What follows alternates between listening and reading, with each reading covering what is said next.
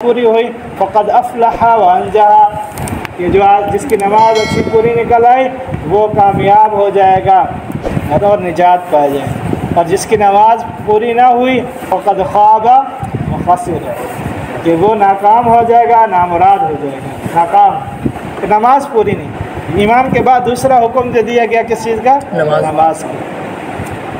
कुरान करीम के एक आयत में गौर किया जाए, देखिए अल्लाह आप अलैहिस्सलाम की ज़िंदगी को देखें। आप अलैहिस्सलाम ने पूरी ज़िंदगी में एक नमाज भी कज़ा नहीं की, सिवाय एक लैलतुल तारीस में, वो भी उम्मत की तालीम के लिए, सिखाने के लिए अल्लाह की तरफ से हुआ था।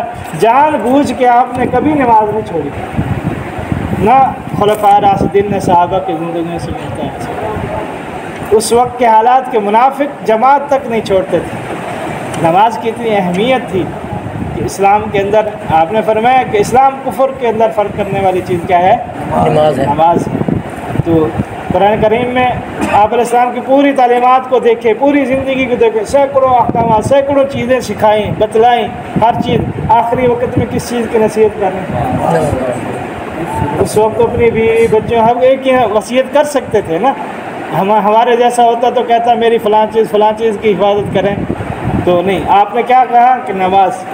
तो इससे मालूम होता है कि नमाज कोई मामूली अमल नहीं है, बड़ी एक इबादत है कि अल्लाह के यहाँ सबसे बड़ी इबादत। और जितने गुनाह हैं वो नमाज छोड़ने से कम हैं, कम दर्जे के गुनाह हैं। कुरान से साबित है कि जब अहले जहन्नम में चले जाएंगे तो एक दूसरे से सवाल करेंगे, मा सलकाकुम फ़ी सक़र, कि तुम्हें इस वादी में, इस जगह में कौन सी चीज़ खींच के लेकर आई है, कौन सी नाफरमानी की थी कि जिसकी वजह से तुम यहाँ आए हुए हो।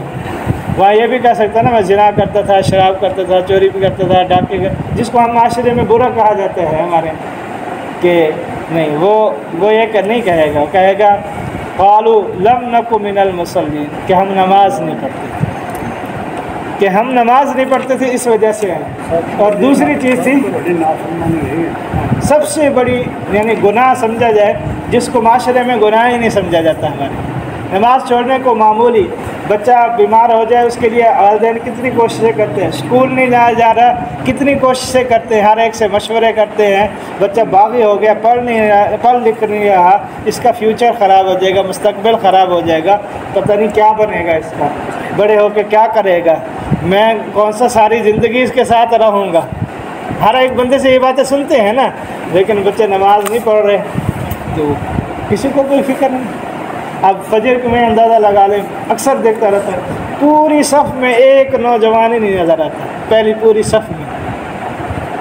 हम वैसे देखें हर घर में नौजवान हैं, बच्चे हैं। 10 साल के बाद तो नमाज ज़रूरी है, मार के पढ़ो। 7 साल में हुक्म दो और 10 साल में मार के पढ़ो। लेकिन देख दूसरे मामलात में जैसे हम फ़िक्र करते हैं, ऐसे ही हम नमाज के मामले में भी अपनी औलादों की भी फ़िक्र, घर वालों को भी फ़िक्र करें। नमाज का छोड़ना बहुत बड़ा गुनाह, बहुत बड़ी नहुसत भी है। एक गुज़रने से किसी ने आदमी ने पूछा कि मैं अपने घर में मामूलात तो पूरे करता हूँ, कि मामूलात कुरान की तिलावत भी करता हूँ, घर वाले नमाज भी पढ़ते हैं, फिर भी जो है हालात तंग हैं, परेशान हाल हूँ, बरकत नहीं आ रही, मसाइल है, अक्सर बीमारी में, इन चीज़ों में मुब्तला रहता हूँ। तो बुज़ुर्गों ने गौर किया कि अमाल पूरे हैं, पूछा नहीं जी बिल्कुल पूरे हैं। कहा अपने घर के सामने पर्दा लटका दो, दरवाजे के सामने पर्दा लटका दो।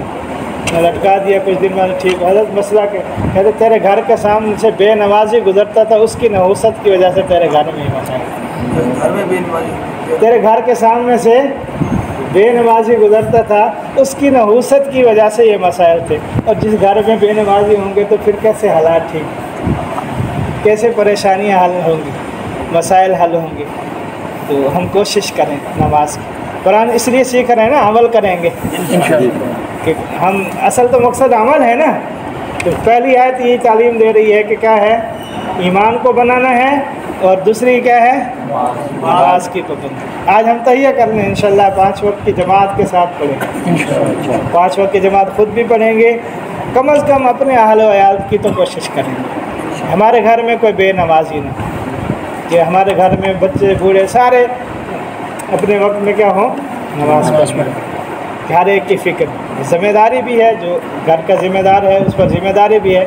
यही कुरान करीम के या अय्युहल्लज़ीना आमनू क़ू अनफुसकुम व अहलीकुम नारा, कि अपने आप को भी जहन्नम से बचाओ और अपने आप जैसे दुनिया के नफ़े सोचते हैं ना, दुनिया की चीज़ें सोचते हैं, दुनिया में अगर तालीम नहीं हासिल करेगा, पैसा नहीं कमाएगा, हुनर नहीं सीखेगा तो 40 साल की ज़िंदगी ख़राब होगी, औसतन 60 साल की ज़िंदगी ख़राब होगी।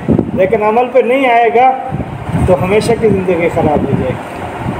महाराज कहते थे कि एक आदमी के बच्चे को अल्लाह ना करे ब्लड कैंसर हो जाए तो सारी जमा पूंजी अपनी ज़िंदगी के सब कुछ लगाने के लिए तैयार हो जाता है। अपने मुल्क में इलाज नहीं है तो अपने मुल्क से दूसरे मुल्क में जाने के लिए क्या होता है, तैयार हो जाता है।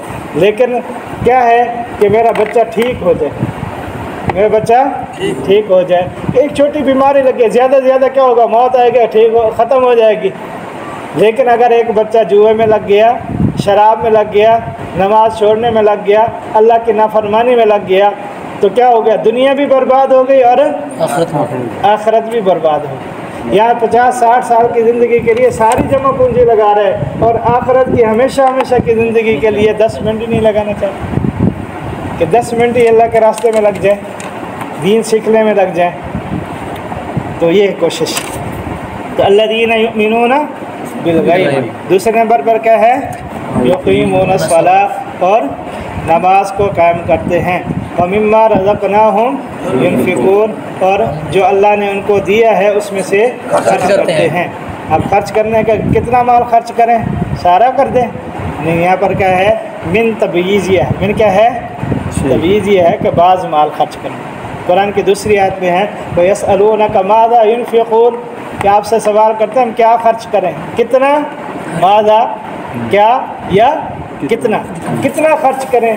तो अल्लाह ताला ने फरमाया कुलिल अफ़्व, कुलिल अफ़्व, अफ़ कहते हैं ज़ायद को, कि ज़ायद माल खर्च करो, जो अपनी ज़रूरत से ज़्यादा हो वो क्या करो, अल्लाह के रास्ते में खर्च करो। तो इन पर इंशाल्लाह आगे बात करेंगे, वक्त काफ़ी हो गया।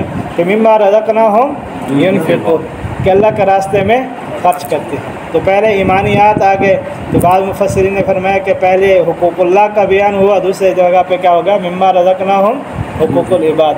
तो पूरे दीन का खुलासा, थानवी रहमतुल्लाह से पूछा कि पूरे दीन का खुलासा क्या है, किसी ने पूछा कि पूरे दीन का खुलासा क्या है, हज़रत फरमाया अदाए हुकूक हिफ्ज़ हुदूद, अदाए हुकूक हिफ्ज़ हुदूद, कि हुकूक की अदायगी और हुदूद के दायरे में रहकर, हुकूक की अदायगी करना हुदूद के दायरे में रहकर, कि जो हुकूक हैं चाहे वो हुकूकुल्लाह है या हुकूकुल इबाद हैं। तो पहले में ईमानियात का जिक्र है, हुकूकुल्लाह को बयान कर दिया, मिम्मा रज़क़नाहुम में हुकूकुल इबाद को। तो आगे जाकर इंशाल्लाह इसको पढ़ेंगे।